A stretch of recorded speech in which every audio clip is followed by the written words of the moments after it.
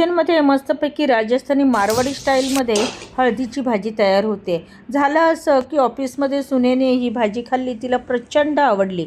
घरी येऊन तिने येताना रेसिपीसुद्धा घेऊन आली आणि मला म्हटली, मम्मी आपण ही भाजी बनवायचीच. म्हटलं ठीक आहे, बनवूया ना, त्यात काय नवीन.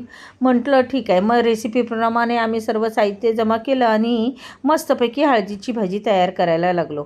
ती मला म्हटली, मम्मी ह्या भाजीला खूप भुनायचं असतं. म्हटलं भुनायचं? ठीक आहे म्हटलं, मी भाजी तयार करते, तू भुनण्याचं काम कर. माझा तसा पण हात दुखतो असा जोक सपाट झाला. पण भाजी करताना मात्र भरपूर वेळा हिला हलवावं लागतं, कारण की जेवढं तुम्ही हलवाल तिला, जेवढं तुम्ही भाजून घ्याल तेवढं तिचं स्ट्रक्चर असं उमलून येतं. म्हणजे एखादं फूल कसं उमलावं तसं ही भाजी उमलत जाते. ह्या भाजीचं वैशिष्ट्य म्हणजे ही पूर्णतः तुपामध्ये बनली जाते आणि तुपामुळे भाजीला खूप सुंदर असं क्रीमी स्ट्रक्चर